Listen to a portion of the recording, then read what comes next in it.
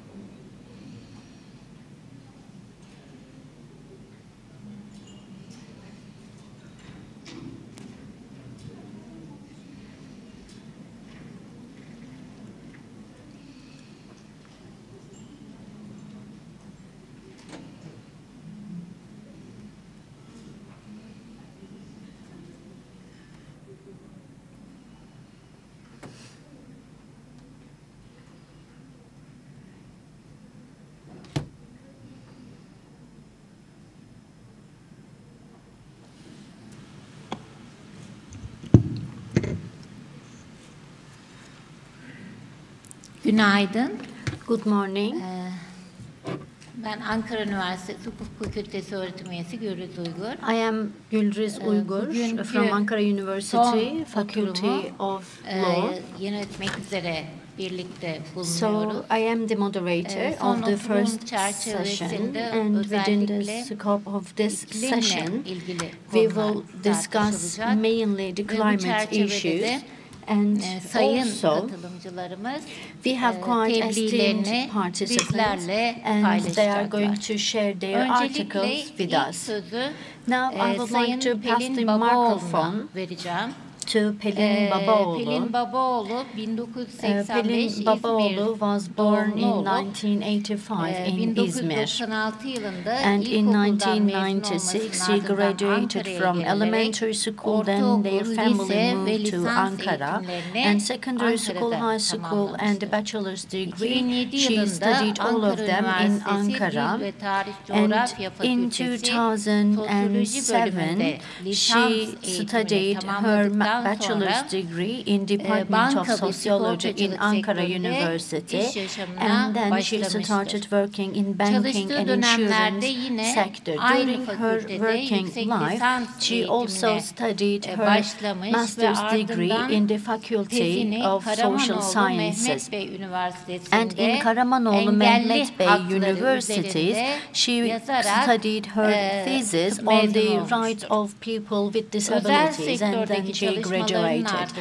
After her work and after her career in private sector, she again started working in Süleyman Demirel University for her doctorate thesis, and her doctorate studies are still ongoing. Since 2021, she has been teaching in Sparta University. And Pelin Babaoğlu is mainly working on the groups with disabilities. Since 2022 July, she started teaching at the Human Rights and Equality Institution. Pelin Babaoğlu, floor is yours.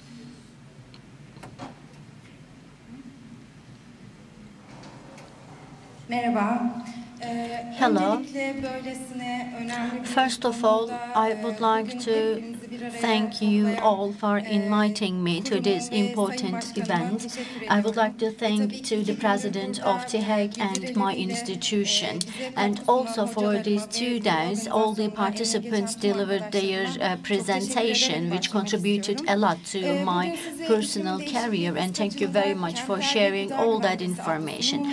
Today, I will be talking about the cities and food security in the group of climate change.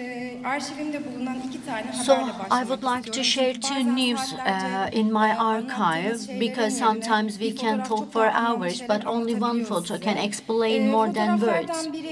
So one of those photos was taken in September in Pakistan. There was a drought, there was a flood disaster, and entire city was underwater. Another picture is from Nigeria, and there was another flood disaster because of the climate change. Of course, we can have more examples like this. Every day we watch such these disasters happening all around the world. Those wildfires and the floods are actually the events that we always facing, and this is a kind of reminder for every one of us that the climate change is still there. And with this industrial revolution for the last 100 years, we had quite dramatic changes in our production and consumption habits, and the energy need has already increased, and therefore we have greenhouse gas emissions because we consume so many and so much fuel to meet this energy need, and this actually is the main reason of the climate change. Actually, climate change is not the only crisis that we have been facing, and the BEC has a theory about it, and the modern civilization has become a risk factor. Economic crisis, urbanization crisis, social crisis, environmental crisis, climate crisis are some of the crises we are going to touch upon today.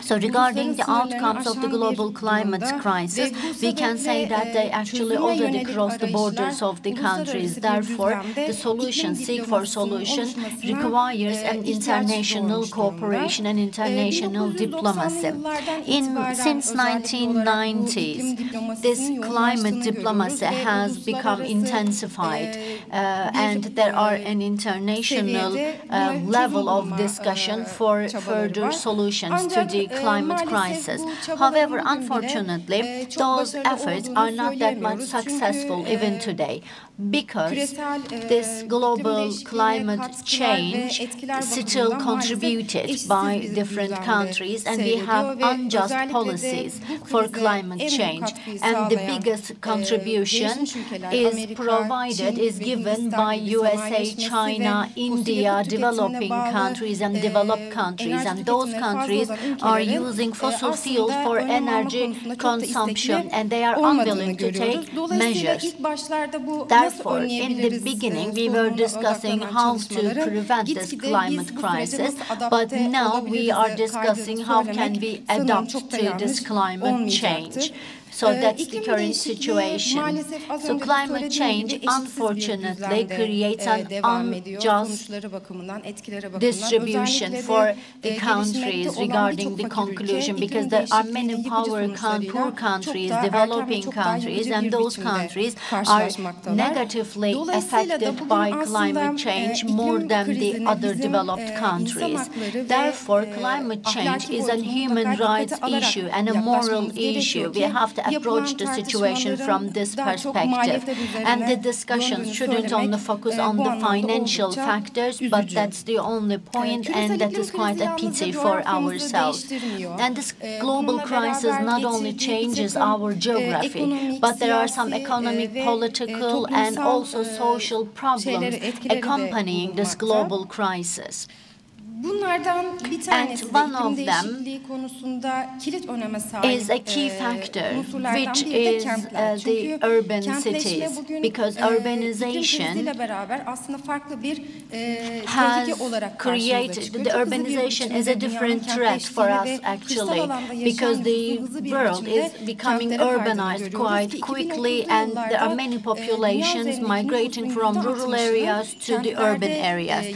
And by 2030, it is foreseen that almost 60% of the world population will be living in the urban spaces. It will result in quite intensive population in specific urban areas, and the urban spaces will be more vulnerable. And on the other hand, the urban spaces are also depending on the production and consumption line. So from the production and consumption perspective, the urban places will contribute the carbon emission the most. So 75% of the carbon emissions are emitted by the urban places. And the urban spaces covers only 20% of the whole Earth actually. However, we have quite intensive population living on those small areas in the urban spaces. On one hand, those urban areas are enlarged. However, there's an increasing population and there is a need for more agricultural activities, and especially for those areas with quite intensive population, they can both be the victims and the perpetrators of the climate crisis. So why do urban spaces important in climate crisis? Yes, the urban cities can be the victims as well as the perpetrators of the climate crisis, but how can be a part of this solution?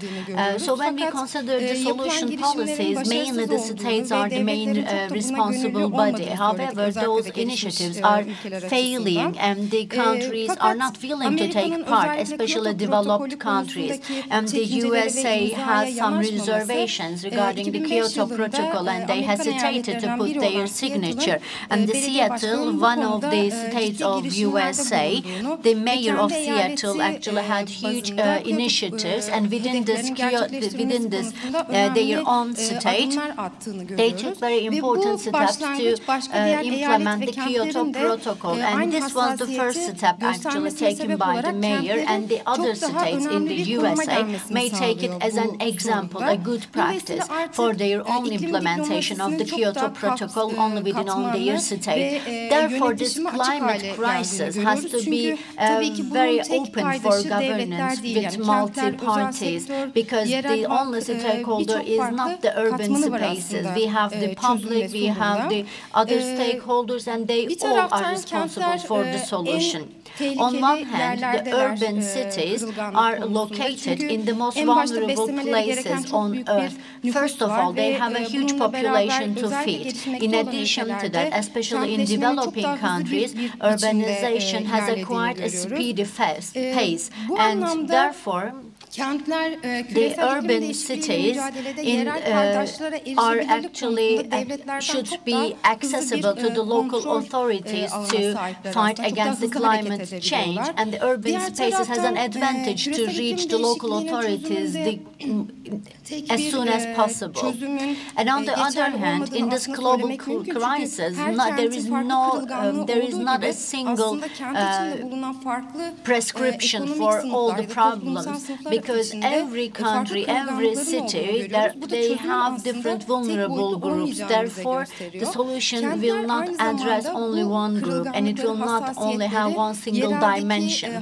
It will be the multidimensional solution to address all the sensitive groups and the vulnerable groups and issues. And the urban cities can produce quite effective solutions as they have direct access to the local community and the local administration. So specifically for urban cities, some sources can be allocated to the cities and it will give them a huge advantage. But on the other hand, the urban cities also have some disadvantages. One of them is that they do not have sufficient funding in this process. On the other hand, the developed cities and the developing cities do not have the same opportunity in their fight against global crisis and taking immediate intervention and response.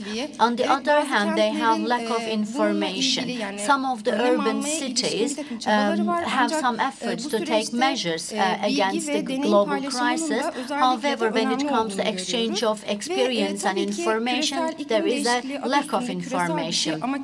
We call it this global climate crisis, so it is global. However, the urban spaces can only produce some local solutions to this problem, but it needs to be a more global, more broadened solution, a holistic solution. And on the other hand, the urban spaces are quite vulnerable because of the fact that they don't know how to provide food security in urban cities.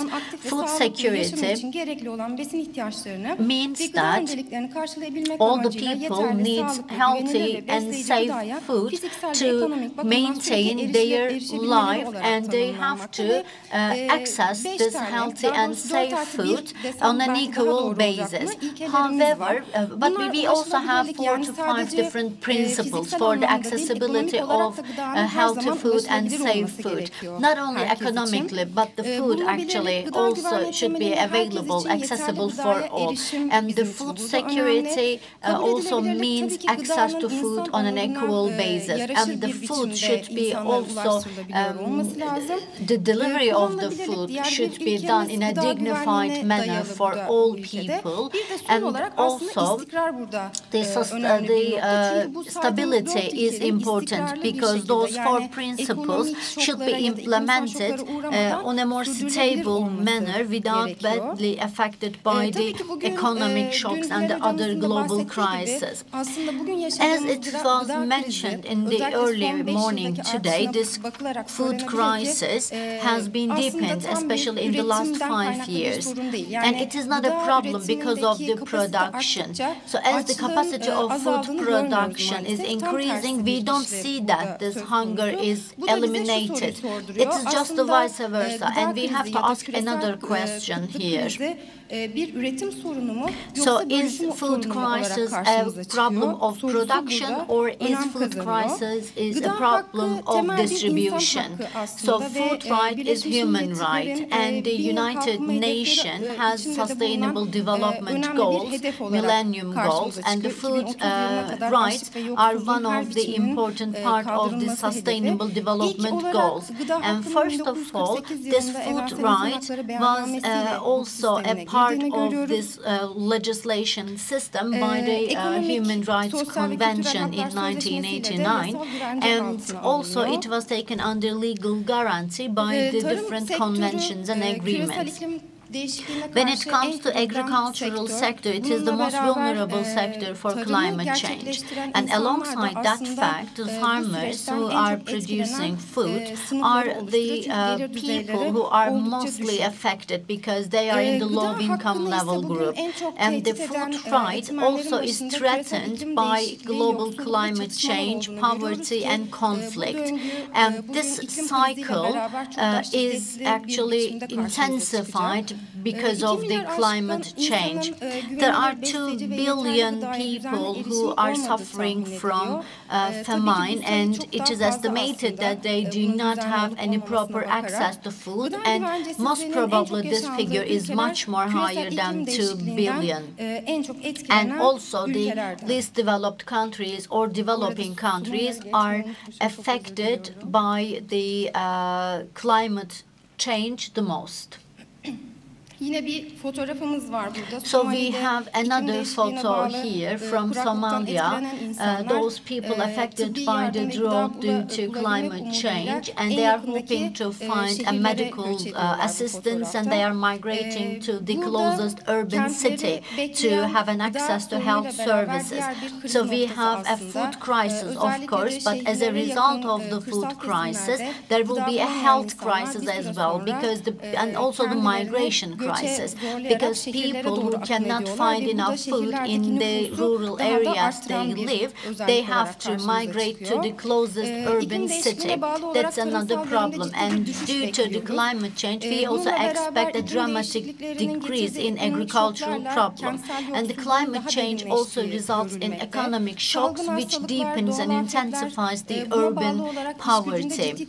And therefore, there will be a dramatic decrease in the labor force, especially especially in the urban spaces, it will also badly affect our affordability in these cities. And there will be a huge increase in the demand for food, and the production is already suppressed by the climate change, and it will be even more challenged. And extreme weather events also result in the deterioration of the food cycle. And as a result of that, there will be conflict based on the food insufficiency and the water insufficiency. So what can we do?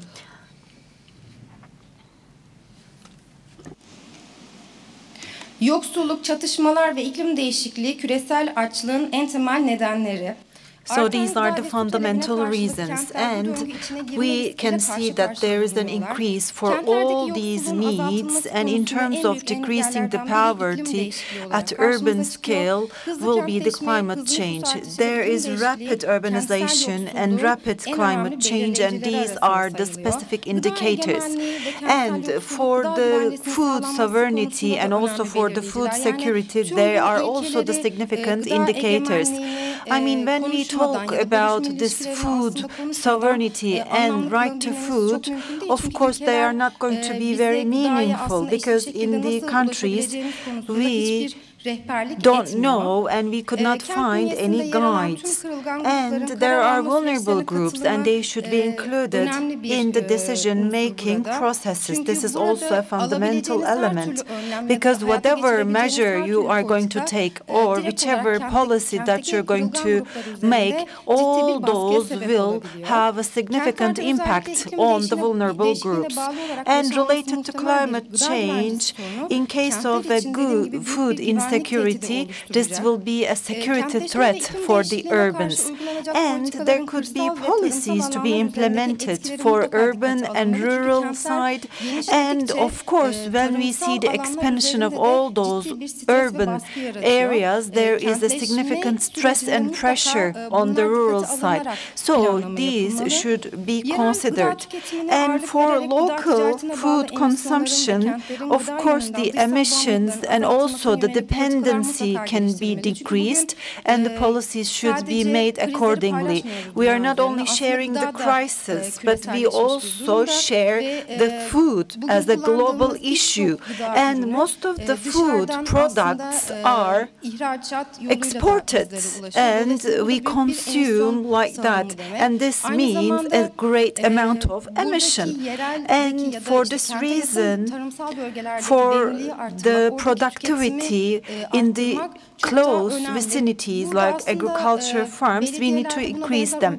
And there could be some examples in the municipalities. For example, in Ankara, there is the local seed support, and also for the agricultural areas close to the urban.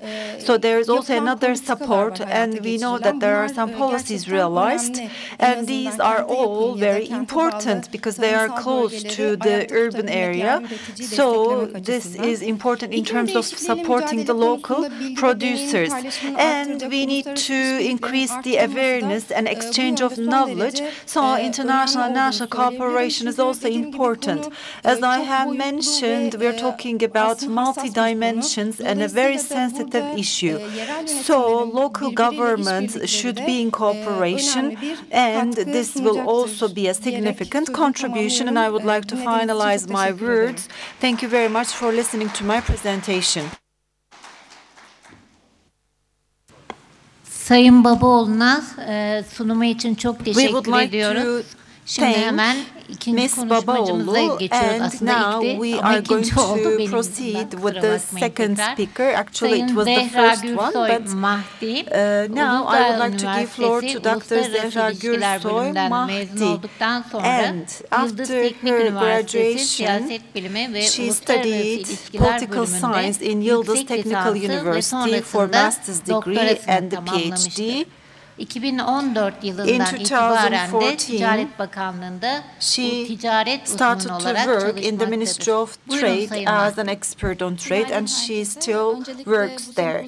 Good morning, all. First of all, I would like to thank for your organizing such an event. First of all, I'm going to speak about the management of the climate change crisis and the Bangladesh example, and I'm going to make a brief explanation, and then I'm going to explain why I have made the selection of Bangladesh and what are the methods applied for the climate change in Bangladesh, what are the sources, and also how to manage this crisis, and what are the limitations, and what are the challenges that are faced. I am going to talk about all of these titles.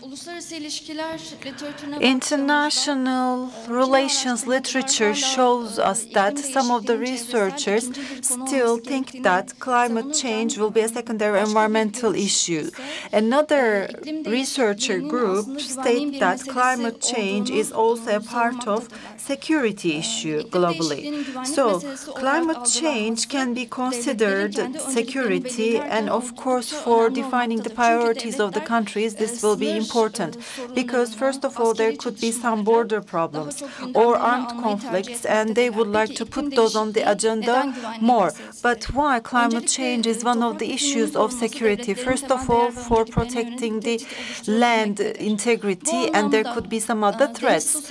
For example, elevation of sea level and also the floods of the lands, then there will be the loss of soils. And moreover, there will be migration, and climate change is also one of the reasons of migration. So all those migrants will have the problem of adaptation, and there could be some ethnical conflicts.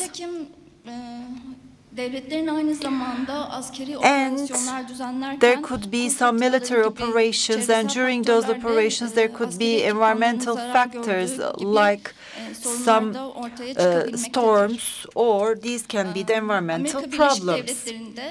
In the U.S., for fighting against terrorism, and also during the Cold War, there are some leaders taken place, and they have published a report, and in this report they have stated that the most significant threat for the security of the state is climate change. For this reason, climate change crisis, why we call it a crisis, and why this crisis should be agenda of the states. Charles Herman revealed some national values, and this is also stated. But this is not something sudden, and it could be seen all the time. Of course, for the foreign policies, I have another definition. First of all, the most important thing is that if there is a crisis, and if it is a threat for the values of the state, and if it's on the agenda for the foreign policies, then this can have a force to make some changes by the government authorities. And for the decision makers, this could be the risk, threats, or a kind of attack. And the decision makers can have some preference, and they should generate some alternatives. In armed conflicts, this can also be a compulsory condition. So when we consider this definition within the scope of Bangladesh example, climate change is the agenda topic for Bangladesh. We know that there is excessive amount of increase in the rivers, and then the lands are underwater, and it becomes a climate change crisis. In 1974, there was the disaster of flood, and accordingly, we know that 70% of the lands are underwater, and more than millions of people lost their lives. And there is also the cyclone very strong hurricanes. They were also threats for the lives of individuals. Therefore, decision makers in Bangladesh considered this as a threat, and there's also the issue of agriculture, and there is the decrease of agricultural products. So there was the change on the agenda, and climate change was prioritized. In 2005, the leader of that period stated that the climate change means changing the living standards in the Western countries, but it's also a threat for death. So this was the statement, and that's why this was on the agenda of Bangladesh. So with all those strategic action plans implemented, they considered disaster management, establishing infrastructure, low emission management, and enhancing the institutional capacity. So, in the strategic action plan, these are all the pillars. Within this context, what about the implementations? First of all, in terms of protecting from the effects of the cyclones, there was the early warning system. And with all those early warning systems, they were aware of all those cyclone hurricanes in advance, and local communities were included, voluntaries worked, and also announcements were made on the streets, and awareness was increased. And there was also the mobile hotline systems were established, so the community was warned before such hurricanes. And after this alert for such a cyclone storm, in order to be protected, there were some temporary shelters established, and then they increased the number of all those shelters. Together with the voluntaries, we know that in 1990s it was less, it was 130,000 injured individuals, but with all those measures taken, this number decreased to 10,000. For the sustainability of food security, what is the implementation? There are some agricultural techniques developed by the farmers in Bangladesh. For example, bamboo fibers were used to construct some materials, some ships on the rivers, and with all those layers they try to generate some agricultural products. Moreover, they have also rice producing, which is water resistant, and there are 17 different types of rice. They are salt resistant, drought resistant, and they can be harvested before the rainfall. So these are all research and development activities. For food sustainability, we also know that they produce the fish, shrimps on the agricultural lands for rice, and fish eat the harmful insects, and therefore they don't have to use pesticides, so there was the agricultural sustainability. For fulfilling the energy need, solar panels were installed on the rooftops, so this is also another example. And with the impact of solar panels, solar energy, they started to generate energy when it is not possible to generate electricity.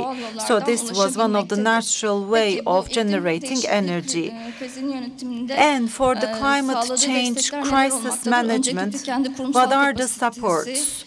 and the mechanism for support. First of all, the Ministry of Forestry, Ministry of Economy, and some other institutes were working really hard, and there were also international supporting institutions, World Bank, and also UN Development Program, Asia Development Bank, and some other NGOs.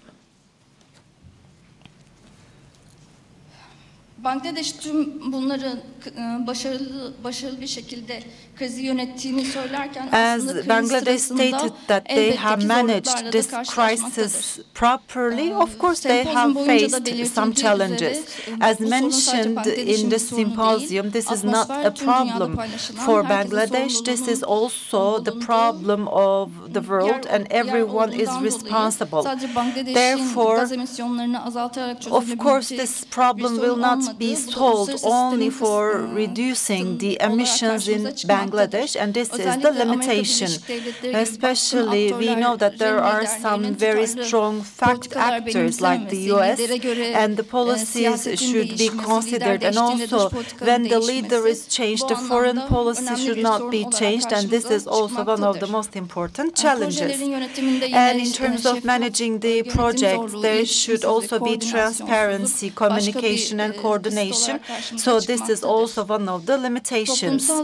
And social norms, social beliefs can also be another challenge in Bangladesh, or where we can see such communities.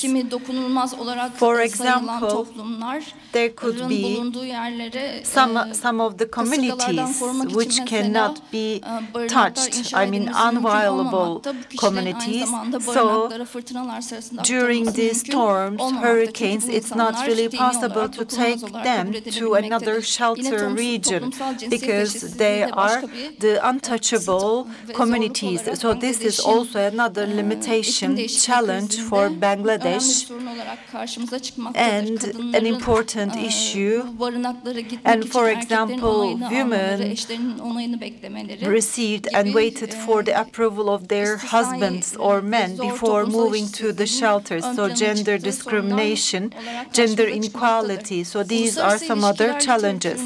And in the literature of international relations, in order to resolve this crisis management positively, and in order to manage this crisis without ending with a war, is a significant accomplishment. For this reason, all those actions implemented by Bangladesh, they put this climate agenda on the climate change on the agenda, and before triggering some other crisis, they have taken some measures, and then this was the accomplishment for climate change crisis management. Thank you for your attention. Sayın Mahdi'ye biz çok teşekkür ediyoruz. Bangladeş örneğinde hem iyi örnekleri hem olumsuzluklar nasıl karşımıza çıkacak. So Bangladesh example, challenges, difficulties, implementations. Now we are going to have another speaker. And now the third speaker, because of me actually, Büşra Akdemir Özkara will be the speaker, and Miss Özkara graduated, born in Ankara in 1988, studied primary education in Gazi High School, and in 2011 graduated from Gazi University Department of Public Management with high honor. In the same university and in the same faculty, once again, she studied for another field, and once again, she graduated from international relations with honor.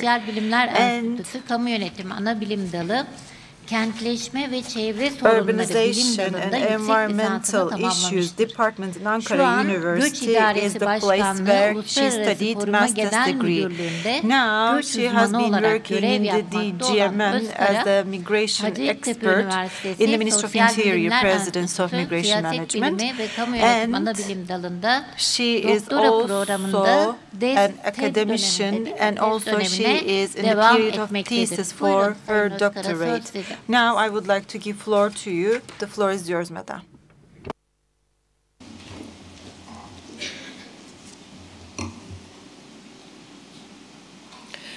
Sayın Başkanım, Sayın kamu kurum Esteemed moderator, esteemed representatives of the public institutions and NGOs, esteemed members of academy and dear participants. According to UN data, the number of displaced people in 2018 was 7 million, but as of the end of 2021, this number reached to 89.3 million people.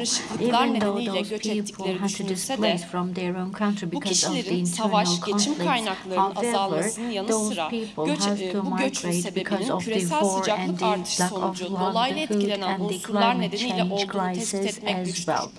İklim nedeniyle insanların uluslararası göç etmek zorunda kalması, sonuçları birçok ülkeyi etkileyebilecek ve çok yönlü ele alınması gereken bir konudur. İklim değişimi, doğal kaynakların azalması, ikili alanların azalması, besi hayvanlarının bundan olumsuz etkilenmesi gibi birçok alanı kapsamaktadır.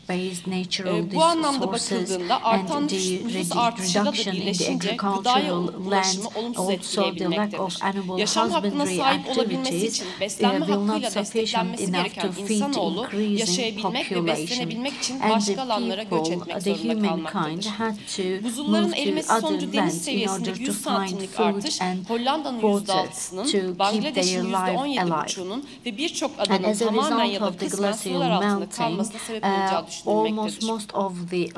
Buradan hareketle bu ülkelerin yerleşme ve seyahat hakkı gibi insan haklarından mahrum kalma durumunda kalacak olan kıyıda yaşayan insanları dolayısıyla başka ülkelere göç etmek zorunda kalmakta ve bu nedenle de yerinden edilmiş duruma gelmektedir. Çünkü yaşam alanındaki baskı unsurları dolayısıyla mevcut refahını koruyamayan insan daha refah içinde yaşayacağı yerlere göç etmek zorunda kalacaktır. Az önce bahsettiğim yükselişlerin toprak kaybına neden olmasının yanı sıra tarımsal verimliliği düşürerek küresel gıda sorununun artırmasında bir risk faktörü olarak karşımızda durmaktadır. Ortalama sıcaklıktaki her 1 santigrat derecedeki artış tarımsal verimliliği ve tarımsal arazilerde küresel ortalama arazi verimliliğini buğdayda %6, mısırda 7,4, pirinçte 3,2, soya fasulyesinde 3,1 azaltacağı düşünülmektedir. Bunun sonucunda 3 derecelik sıcaklık artışları için 2050 yılı civarında %25 ila 50 arasında tarımsal verim düşeceği beklenmektedir. Bu verim kayıpları ve gıda temininde yaşanacak sorunlar ülkeleri ekonomik anlamda etkileyeceği gibi insanların gıda hakkında riske atacaktır. Tarımsal arazilerin verimliliğinin azalması ya da bu arazilerin yok olması sosyoekonomik olarak toplumları ve ülkeleri etkilerken yeni arayışların ortaya çıkmasına sebep olabilecektir. Bu arayışlar ülke içinde yer değiştirme, başka ülkelere göç etme veyahut da devletlerin ülkeleri içinde toprak arayışına yerleri gibi riskleri beraberinde getirebilecektir. Bu açıdan bakıldığında iklim göçleri yalnızca sosyoekonomik açıdan değerlendirilmemeli, güvenlik bakış açısına değerlendirilerek özellikle doğal kaynakları zengin olan ülkelerin çekici hale geleceği göz önünde bulundurulmalıdır. Bu nedenle doğal kaynaklar yönünden zengin ülkelerin küresel ısınma karşısında aktif olması gerekmektedir.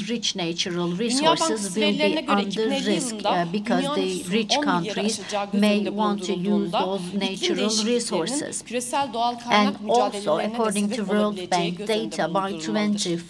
Küresel ısınma sadece birkaç ülkeyi etkilemeyecek kadar derin ve geniş kapsamlı bir durumdur. Küresel ısınma dolayısıyla artacak buzul erimesi ve kuraklık 700 milyon ila 1,5 milyar insanın ısısının çekmesine sebep olabilecektir.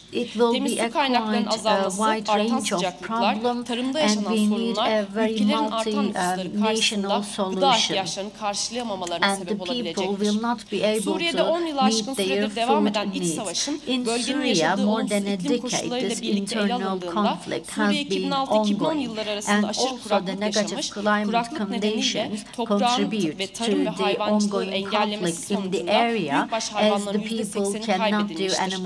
Dolaylı olarak geçim kaynaklarının azalması insanların şehirlere toplu göçünü tetiklemiş, tarımsal kayıpların buğday ve arpa fiyatlarının artırması, ekmek fiyatlarının artırması ve böylece kişilerin dolaylı olarak gıda sorunlarının ve sıkıntı yaşamasına ortaya çıkarmıştır.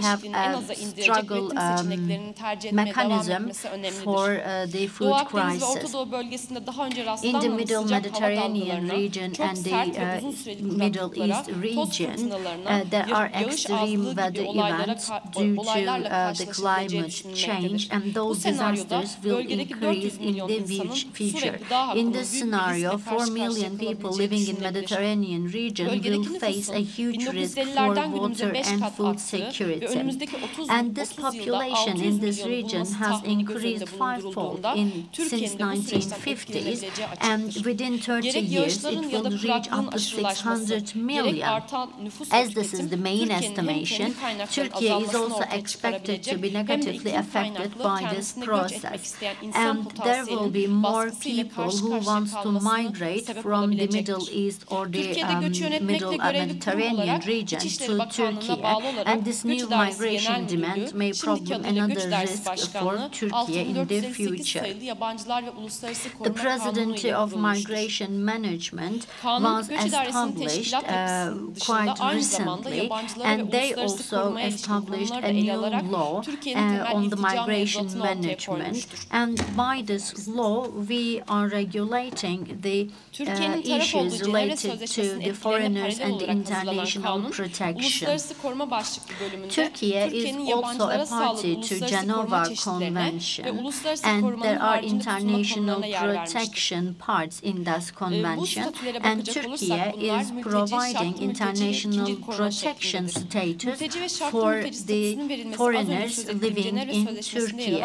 The refugees and the foreigners under temporary protection or the international protection have primary or secondary protection status based on their condition.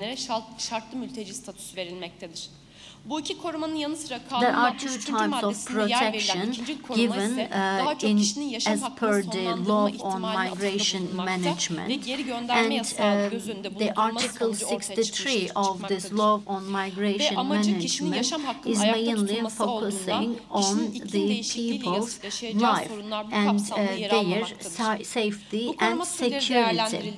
Regarding those types of protection in the law, people who are displaced due to climate are not covered, and therefore the climate refugees are not included in the law on migration management due to their status. And as this is the case, this migration issues doesn't address the people who have to migrate due to the climate changes and its impact.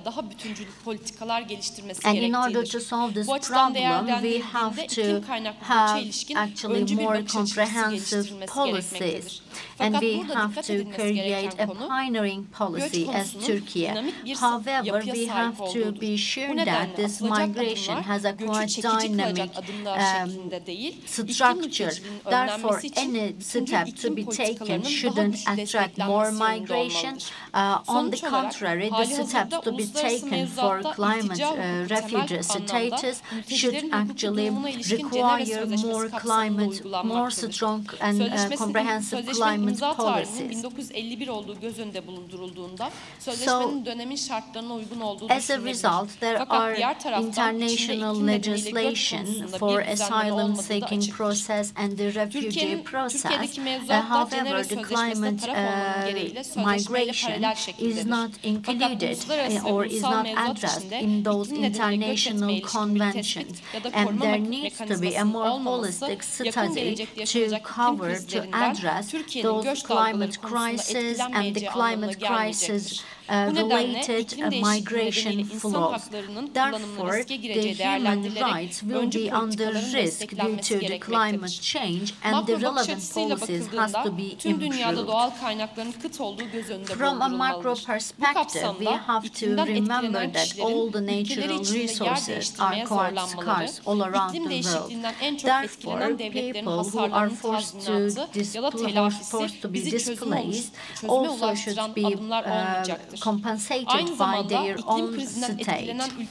And also the economic support for the countries who are Diğer affected by taraftan the climate iklim change değişikliğiyle will not be mücadelenin a sadece yerel ya solution. da On bölgesel the çabalarla other sağlanmaya hand, this çalışılması da struggle yeterli for olmayacaktır. climate change Çünkü cannot be iklim resolved değişikliğini only en by çok etkileyen local or ülkeler regional olan efforts gelişmiş because ülkelerin çekinik developing davranışları countries are iklim krizinden hesitating to etkilenen take ülkelerin action, which is sağlıklı the ve main güvenli reason gıdaya why we erişimini still daha da have olumsuz this climate etkileyecektir. change İklim effect. nedeniyle And ekilebilir, dikilebilir therefore tarım the arazilerinden agricultural mahrum kalmaya lands are başlayan, getting buna bağlı less olarak and gıda less every hakkından, day. Therefore çalışma people are hakkından, depriving yerleşme ve from seyahat their food hürriyetinden right, yoksun their kalan right kişiler, to labor, yaşam haklarına their sahip right to çıkabilmek için housing, and göç their etmek right to zorunda travel. kalacaktır. And as this Bu is the nedenle case, those iklim people değişikliği have kaynaklı to uluslararası migrate. göçlerin Therefore, önlenebilmesi in ve order to her prevent insanın kendi international vatanında migration yaşayabilmesi related için to tüm climate dünya change, devletlerinin all samimi the ve world gerçekçi bir states bakış have to açısıyla ilerlemesi unite with a very gerekmektedir. sincere and Teşekkür ederim. realistic perspective. Thank you very much.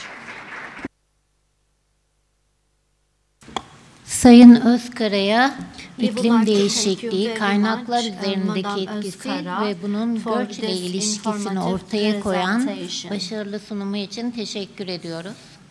Şimdi diğer bir konuşmacımız olan Sayın İrada Hasanova'ya Now we söz will vereceğiz. continue with the other Sayın speaker, Hasanova bir İrada sivil Hasanova. toplum kuruluşu olan Sosyal ve Ekonomik İrada Kalkınma Yardımı Hasanova Kamu Birliği'nin başkanıdır. Bu is birliğin the, temel görevlerinden president biri of the iklim public değişikliğini union, izlemek and one of the main ve gıda objective of güvenliği ile this union ilgili is to monitor süreci climate bilimsel change toplantılara and to katılarak follow up incelemektir. the food security process 2006 by yılında joining kurulmuş olan scientific birlik meetings. çevreyle This ilgili union was yüzlerce established proje in ve devlet 2020 programını and they hayata have geçirmiştir. conducted hundreds of Buyurun Sayın projects Hasanova, and söz these state sizin. policies regarding the İlk climate öncə change. təşkilatçıların hər birini salamlayıram və Türkiyə İnsan Hakları və I would like Eşitlik to Qurumunun welcome you all, qurumuna öz and I dərin would like təşəkkürümü to bildirirəm. thank TİHEK. Qardaş Türkiyə ilə ölkəmiz arasındakı münasibətlərin bütün istiqamətlərdə yüksələn inkişafı, We have a Qarabağın good erməni relation işğalından between 30 il sonra Turkey azad and edilməsi uğrunda Azerbaijan. Azərbaycanın haqq savaşında yanımızda olan And we qardaş also would Türkiyənin like to olması thank our iki ölkənin sister country birliyini, Turkey in gücünü all our dünyaya nümayiş international etdirdi. conflict. Türkiyə-Azərbaycan And qardaşlığı Turkey-Azerbaijan əbədidir. Bu friendship is qardaşlıq eternal, günü-gündən daha da and this möhkəmlənir friendship və will be ölkələrimiz more arasında deepened every day. münasibətlər And sarsılmazdır. our Var olsun bonds Türkiyə, and our Azərbaycan bonds actually qardaşlığı. is eternal and quite strong. So long live our friendship between Turkey and Azərbaycanın Azerbaijan. ayrılmaz hissəsi olan Qarabağ haqqında həqiqətləri 30 So il Karabağ boyunca is the erməni vandalizmini inevitable dünyaya part of çatdırmaqla bərabər Azerbaijan, Ermənistanı münaqişənin sülh yolu ilə həllinə dəvət etdi. Azerbaijan tried to invite Armenia to solve the conflict with peace. However, soyqırımına, köçkün it was düşməsinə not göz yumdu. possible to do Azərbaycan so. Respublikası İnsan Hüquqları üzrə müvəkkil Ombudsmanı tərəfindən Qarabağdan məcburi köçkün düşmüş dinc əhalinin haqlarının tapdalandığını, bu günə qədər əsirlikdə olan Azərbaycan vətəndaşlarının geri qaytarılmasını və beynəlxalq qurumlar tərəfindən haqlarının qorunması istiqamətində Esteemed participants, as the speaker doesn't speak in Turkish, yet in Azerbaijan language, we are unable to provide English translation. Thank you very much for your understanding. Qiymət verilməmişdir.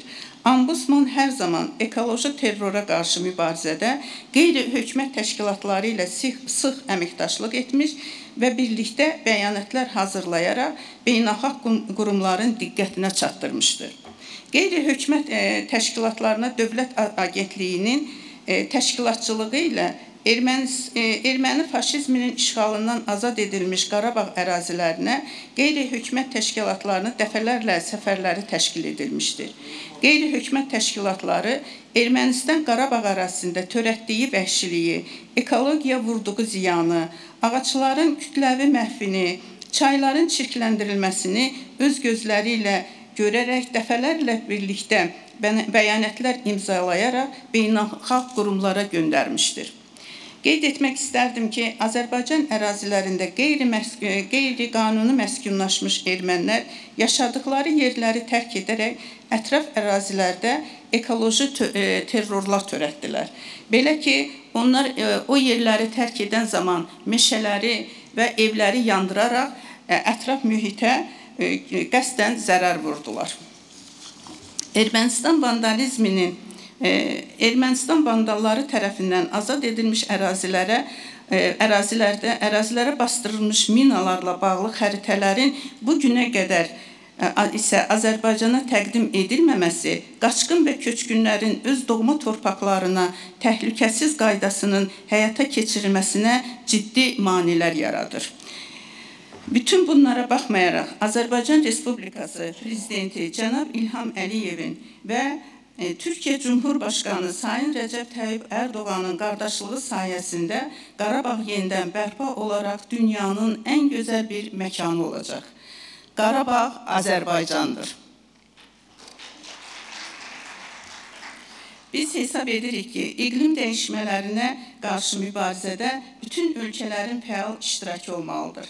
Təəssüflə qeyd etmək istərdik ki, iqlim dəyişmələri ilə bağlı ekstremal hava şəraiti, xüsusən daşqınlar planetdə 62 milyon insana bu və ya digər dərəcədə zərər vurur.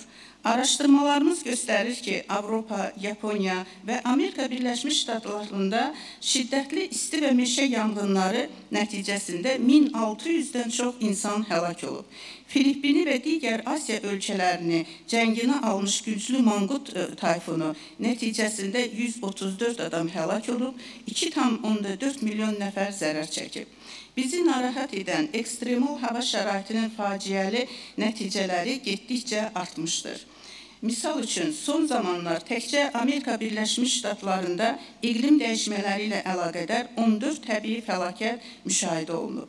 Bu, iqtisadiyyata milyardlarla dollar ziyan vurub. İtkilərin ümumi həcmi 49 milyard dollara bərabər olub. Dünyada 35 milyondan çox insan daşqınlardan zərər çəkib. Afrikanın cənubundakı İdeya siklonu bunu əyani nümunələrindən biridir. Beynəlxalq mütəxəssislərin hesablamalarına görə 17,7 milyon daxili köçkünün 2 milyonu təbii fəlakətlərdən və ekstremal hava hadisələrindən, daşqınlardan, quraqlıqlardan və fırtınalardan xilas olmaq üçün evlərini tərk etməyə məcbur olur. Təəssüf ki, qlobal istiləşmə və ətraf mühitin çirklənməsi nəticəsində havanın keyfiyyəti pisləşib. Bu, milyonlarla insanın sağlamlığına mənfi təsir göstərir. Bu, əsrin əvvəllərindən bəri şiddətli istilərdən zərər çəkən insanların sayı 125 milyon nəfərə qədər artıb. Bununla bağlı ölüm hallarının sayı da artmaqdadır. Şiddətli isti və çirklənmiş hava çox təhlükəli kombinasiyadır. Xüsusən ona görə ki, rekord istilik dövrləri get-gedə uzanır və daha çox təsadüf olunur. 2017-ci ildə tam dəyərli qidalanmaq imkanı olmayan insanların sayı 821 milyona çatıb. Qlobal istiləşmə ətraf mühitə ciddi dəyişikliklərə səbəb olur. Bu dəyişikliklərin bir qismi qarşısı alınmazdır. Planetin demək olar ki, bütün ekoloji sistemləri, ilk növbədə dənizin ekologiyası zərər çəkib.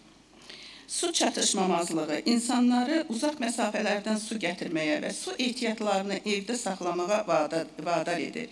Bu isə ev şəraitində suyun çirklənməsi riskini artıraraq xəstəliklərin baş verməsinə səbəb olur. Bizim ölkəmizdə bu problemə xüsusi diqqət verilir. Belə ki, Birləşmiş Millətlər Təşkilatının iqlim dəyişmələri üzrə çərçivə konvensiyası ilə bağlı tərəflərin 21-ci konfransında qəbul olunmuş Paris sazişinin təsdiq edilməsi haqqında 28 oktyabr 2016-cı il tarixli 367 VG nömrəli Azərbaycan Respublikasının qanunu qəbul edildi. Bu saziş fərqli milli şəraitlər nəzərə alınmaqla bərabərlik və ümumi, lakin müxtəlif, diferensial cavabdehlik və müvafiq imkanlar prinsipini əks etdirməklə həyata keçirilməsi nəzərdə tutuldu. Bununla əlaqədar Azərbaycanda ümumi hədəfə çatmaq üçün verdikləri töhfələri fərdi qaydada müəyyənləşdirir və hər 5 ildən bir yenidən nəzərdən keçirilməsi nəzərdə tutulur. Azərbaycan da qlobal iqlim dəyişmələrinin təsirindən kənarda qalmamışdır. Son 100 ildə Azərbaycan ərazisində orta illik temperatur 0,1, 1,3 dərəcə Selsiyə qədər artmışdır. Temperatur artımı regionlardan asılı olaraq qeyri-bərabər paylanır. Son 10 illiklərdə Azərbaycan ərazisində kiçik dağ çaylarında sel və daşqınların sayı və gücü artmışdır. İqlim dəyişikliyi, ərzaq təhlükəsizliyi, davamlı inkişaf və yoxsulluğun azaldılması üçün ciddi maneələr yaradır. 2050-ci ilə qədər dünya əhalisinin 1/3 artacağı proqnozlaşdırılır ki, bu da ən çox inkişaf etməkdə olan ölkələrdə baş verir. Azərbaycanın artan əhalisinin qidalandırmaq, iqtisadi artım və yoxsulluğun azaldılması üçün zəmin yaratmaq məqsədi ilə kənd təsərrüfatı köklü şəkildə transformasiya edilməlidir. Bu problem iqlim dəyişikliyi ilə daha da güclənir. Bununla əlaqədar ölkəmizdə 2 mart 2001-ci il tarixində 640 nömrəli Azərbaycan Respublikasının ərzaq təhlükəsizliyi proqramı qəbul edildi. Ərzaq təhlükəsizliyi insan ləyaqətinin başlıca amili olmaqla əsas insan hüquqlarından biridir. Ona görə də bu hüququn təmin edilməsi Azərbaycan Respublikası hökumətinin mühüm vəzifələrindən sayılır. Ərzaq təhlükəsizliyi hər bir insanın sağlam və məhsuldar həyat tərzi üçün ərzaqla kifayət qədər təmin edilməsi deməkdir. Digər tərəfdən, dünya ərzaq bazarlarında müşahidə olunan qeyri-sabitlik Azərbaycanda da ərzaq məhsullarının qiymətinə öz təsirini göstərir. Mövcud vəziyyət daxili ərzaq bazarının idxaldan asıllığının maksimum azaldılması və ərzaq ehtiyatlarının yaradılması məsələsinə kompleks yanaşma tələb edir.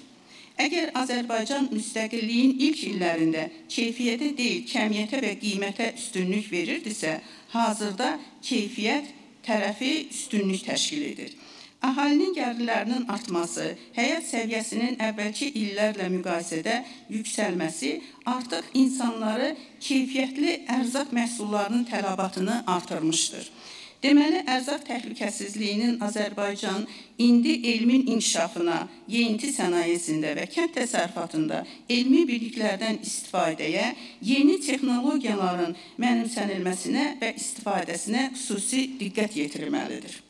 Qeyd olunan problemlər ərzaq təhlükəsinin təmin edilməsi istiqamətində aşağıdakı tələblər həyata keçirilməsini zəruri hesab edir. Birinci, insan yaşaması üçün ən zəruri ərzaq məhsullarının ölkə daxilində istehsalına, həmin məhsulların ehtiyat fondlarının yaradılmasına nail olmaq. İkinci, ərzaq bazarında texniki, texnoloji, ekoloji və sanitar qaydalara cavab verməyən, aşağı keyfiyyətli və insan orqanizmi üçün təhlükəli olan ərzaq məhsullarının istehsalının və ölkəyə gətirilməsinin qarşısını almaqdır.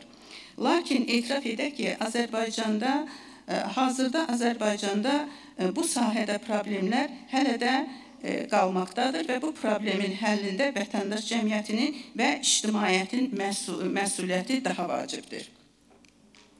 Ərzaq məhsullarının istehsalı, emalı və satışı sanitariya-gigiyenik tələblərə cavab verməlidir. Çox vaxt insanlar sanitariya-gigiyenik tələblərə cavab verməyən yerlərdə ərzaq məhsullarının emalını, saxlanmasını, satışını həyata keçirirlər. Bu da kəmiyyət və keyfiyyətcə kifayət qədər bu da son nəticədə insanların sağlamlığına mənfi təsir göstərir. Ərzağın mövcudluğu ölkədə kəmiyyət və keyfiyyətcə kifayət qədər və təhlükəsiz ərzaq məhsullarının mövcud olmasının səciyyələndirir.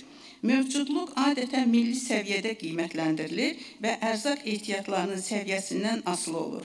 Azərbaycan Respublikasının ərzaq təhlükəsizliyinin əsas təminat məsələləri daxili və xarici amillərdən asılı olmayaraq aşağıdakılardan ibarətdir. Ölkənin hər bir vətəndaşının müəyyən edilmiş rasional istehlak normasına əsasən fəal, sağlam, həyat tərzi üçün lazımi təhlükəsiz və keyfiyyətli yeyinti məhsulları ilə fiziki və iqtisadi cəhətcə təmin edilməsinə nail olması və onun yüksək səviyyədə saxlanmasının təmin edilməsi. Ölkənin ərzaq məhsullarıyla təmin edilməsinə əsas daxili ərzaq növlərinin dayanıqlı istehsalının inkişaf etdirilməsi ilə nail olunması, istehlak edilən yeyinti məhsullarının təhlükəsizliyinə və keyfiyyətinə nail olunması. Qeyd etmək istərdim ki, mövcud yararlı torpaqlardan, o cümlədən əkinə yararlı torpaqlardan səmərəli istifadə edilməsi dünya ölkələrinin əhalisinin ərzaq təhlükəsinin təmin edilməsində milli iqtisadiyyatın rolunun daha da artırılması və beynəlxalq bazardan asıllığının azaldılması vacib məsələlərdən biridir. Dünya ölkələrinin əhalisinin ərzaq təhlükəsinin təmin edilməsi və daha da yaxşılaşdırılması, habelə fövqəladə hallarda və təbii fəlakətlər zamanı ərzaq təhlükəsizliyinin möhkəmləndirilməsi məqsədi ilə dövlət ehtiyatlarının yaradılması zəruri hesab edilir. Bildiyimiz kimi bu istiqamətdə görüləsi işlər hələ də az deyil. Burada qeyd edildiyi kimi, məsələn, kənd təsərrüfatının, kənd yerlərinin daha da inkişaf etdirilməsi ən vacib məsələlərdən biri hesab olunur. Çünki bugün qida təhlükəsizliyinin aradan qaldırılmasının əsas səbəblərdən biri kənd yerlərinin daha da yaxşı inkişaf etdirilməsi məsələsidir.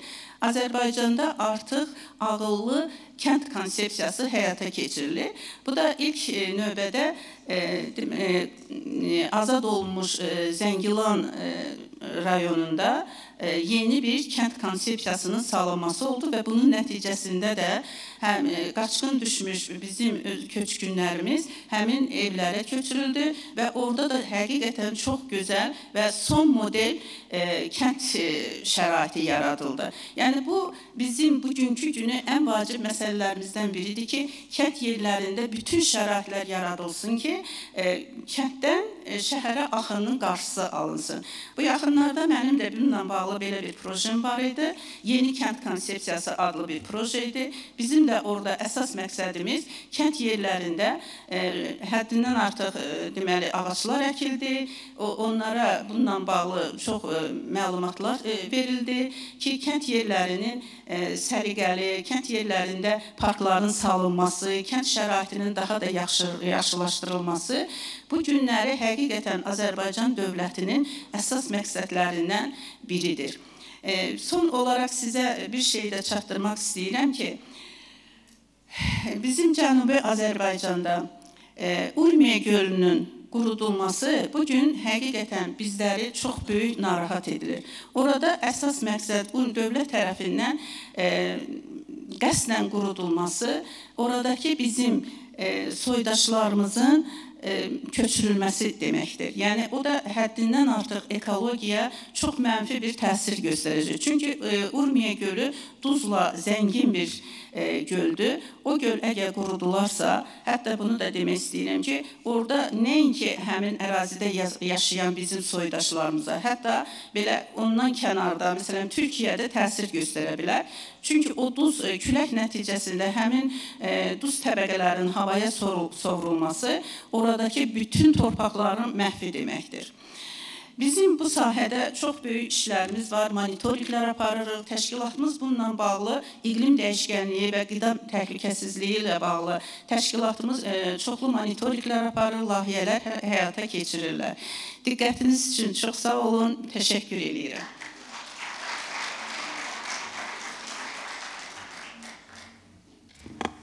Sayın Hasan Ağa'ya biz çok teşekkür ediyoruz bu değerli sunumu için. Son konuşmacımız Özbekistan Cumhuriyeti İnsan Hakları Ulusal Merkezi Başkan Yardımcısı Sayın Mirzatillo Tillabayev. Kendisi hukuk doktoru olup insan hakları ve çocuk hakları konusunda 150'den fazla bilimsel makalenin yazarıdır. Ayrıca ülkedeki ulusal insan hakları kurumlarının faaliyetlerini düzenlemeye ve ulusal insan hakları stratejisinin kabul edilmesine yönelik yasa ve yönetmeliklerin hazırlanmasında doğrudan görev almıştır. Birleşmiş Milletler İnsan Hakları Konseyi'nin Ulusal İnsan Hakları Kurumları küresel ağının çalışmalarına ve hükümetler arası toplantılar aracılığıyla İslam İşbirliği Teşkilatı İnsan Hakları Beyannamesi'nin hazırlanma sürecine de katkı bulunmuştur. Şimdi sözü Sayın Tillava'ya bırakıyorum. Floor is yours. Now I would like to give floor to him. Assalamu alaikum, hurmatli sempozyum iştirakçıları, dear participants of symposium.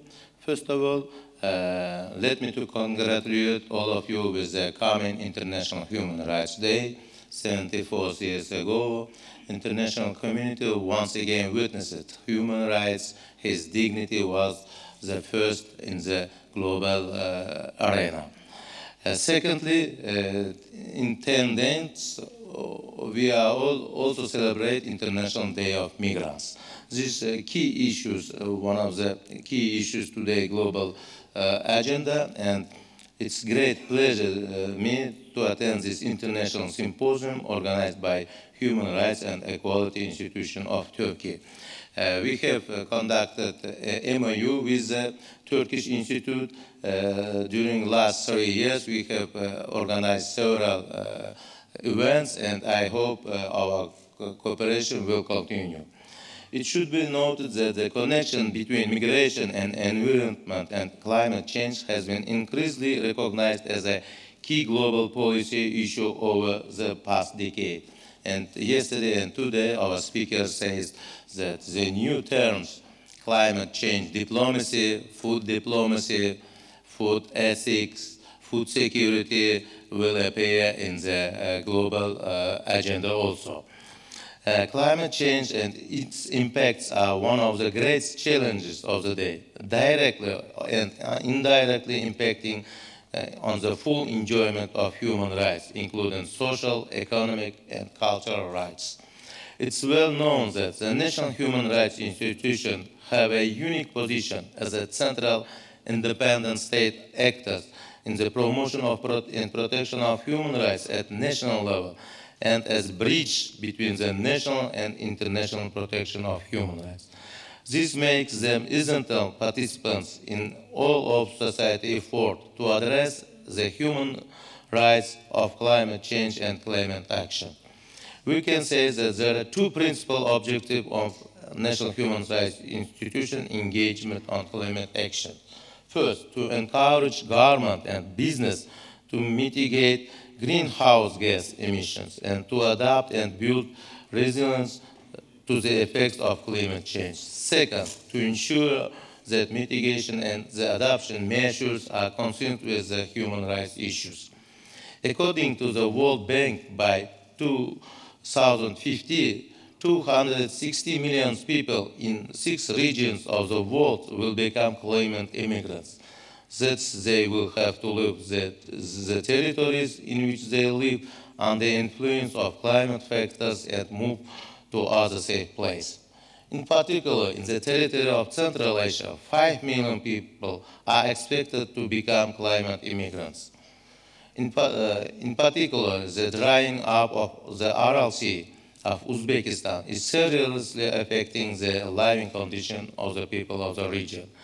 In such conditions, the government of Uzbekistan is taking systematic measures to adapt and mitigate the consequences of climate change and to improve the living conditions of the district residents. Moreover, a number of conceptual documents have been adopted over the last 4 years, including the concept of environment protection till 2030, the strategy of the green economy, the strategy of the water sector. These main priorities of Uzbekistan for mitigating the effects of climate change defined in this document. They include reducing emission of pollution into the atmosphere, rational use of the water resource, and etc.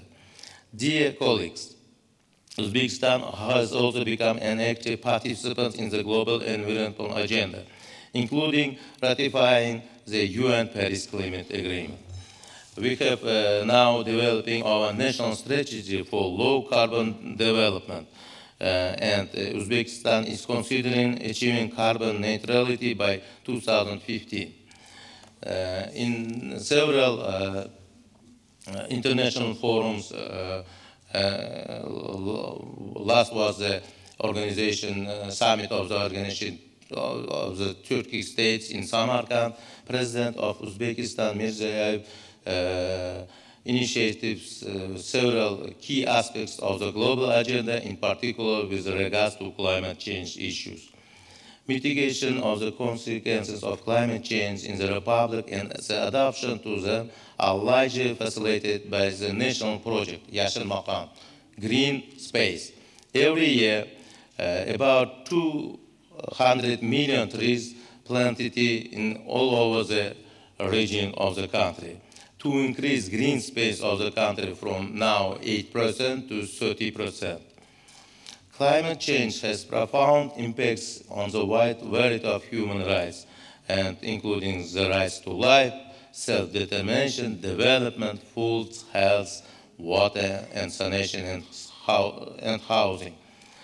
Today is 8th of December. It's the 30th anniversary of the adoption of the Constitution in my country. You know, now Uzbekistan on the way of the constitutional reforms.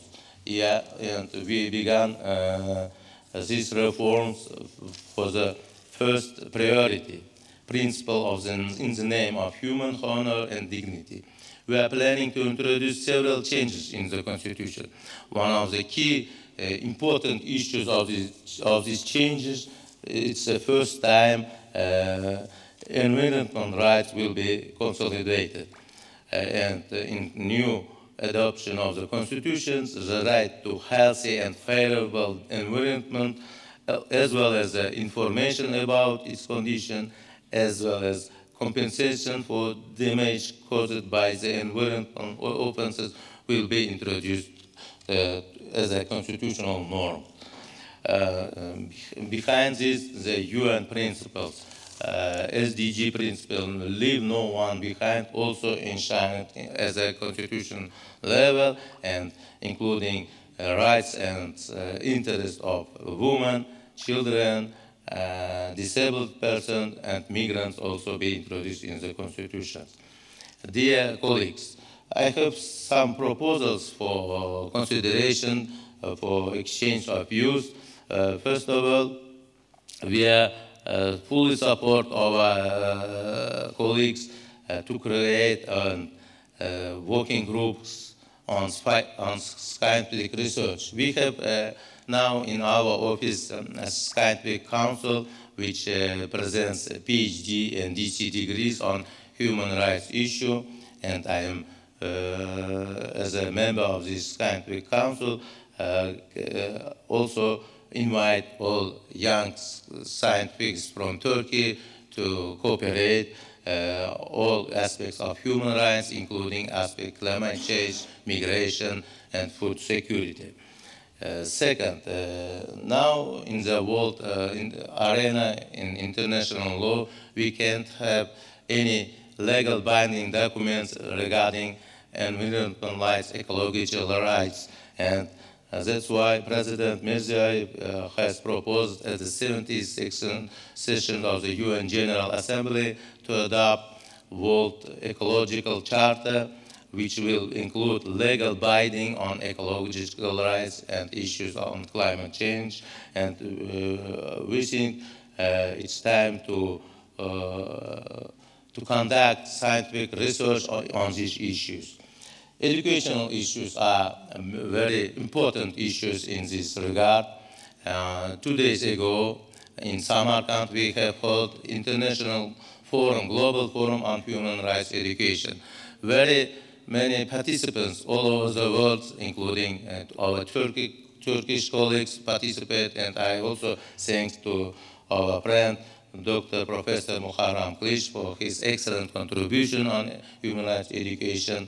And I think educational issues on ecological rights, on climate change will be also introduced to all aspects of educational aspects, including schools, universities, postgraduate studies, and we are also ready to cooperate in this field. And fourth, last but not least, is the engagement on business structure on climate change issue. Now it's time to more actively integrate business structure on climate change issue, because in many countries business has more power to change this sphere, including transnational companies, but they have no legal binding obligations. And I think one of the key results of our forum will be bringing recommendation about activity of the business structure to have obligation on climate change based on human rights approach. Thank you very much.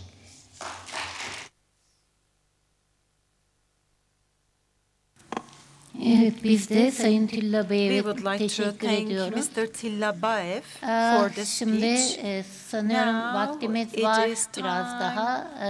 for Salondan soru Q&A. sormak isteyen Are there any questions from the hall? katılımcılarımız Are there varsa any soruları participants alabiliriz. willing to ask any questions? Please feel free to Sorularınız var ask mı your acaba? questions. Buyurun lütfen. Please. Without a microphone, no Bir interpretation. saniye, mikrofon geliyor. Merhaba. Ben Mr. Tillabayev'e bir soru yöneltmek istiyorum ama. We cannot hear very well, but the question goes for Mr. Tillabayev. Mr. Tillabayev, you explained the situation in Uzbekistan, but I want to ask a question.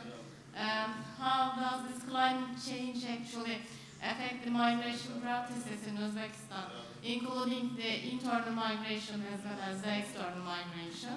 And secondly, I want to ask you, when you consider the gender differences, how could you explain that the climate change affects the migration practices in terms of women and men? Okay. Thank you. Yeah, please. Thank you for your questions. You know, we have a big ecological problem in Uzbekistan as a RLC tragedy. And we have about 2 million population near RLC. And government adopted several programs, including improvement of water, sanitary, and other issues, and also adopted social economic measures to improve the lives of the people. But the ecological issue also affects on their traditional life. And one of the main priorities, as I said, in Uzbekistan, is creating a space green line, Yaşıl Makam. And Uzbekistan paid great attention to increase green line place in the country, especially in the region of the RLC. And second aspect to improvement status of the migrants, including internal migrants, to provide them social economic package for social benefits, and people from the region has received some economical benefits from the government if they decided to change their livelihoods to other regions, including Tashkent or other regions. And third issues, and you know, in the region of RLC we don't have enough companies or which was working on the level of the green economy. Now we have introduced new material and financial. Also, we invite all the international donors, and we established with the United Nations special fund for helping people of this region. And another problem in Uzbekistan, we have some problems on water issue. You know, in Central Asia, two main rivers, Amudarya and Sirdarya, which influence to the countries all over the region. And now we have conducted several negotiations with our neighboring countries to have adequate resources for water. And I think this water diplomacy also will be increasingly changed under the last 5 years. And I think the negotiations with neighboring countries on the merits of water issues will also help to increase climate change's effects on human rights also. Thank you. Evet, başka bir sorumuz var mı? Are there any other questions? Bakıyorum dikkatlice ama I'm trying to göremiyorum. examine the whole whether there Sanırım are questions. yok. Not. Okay. We do not have any further questions, so we can finalize this session. And I would like to thank the panelists for their speeches, and we would like to thank the participants for being here together with us. Thank you. Konuşmacılarımıza ve oturum We would like to thank the panelists and the speakers. And now we would like to invite the President of Human Rights and Equality Institution of Turkey, Professor Dr. Muharrem Kılıç, for token of awards and providing the plates to the speakers.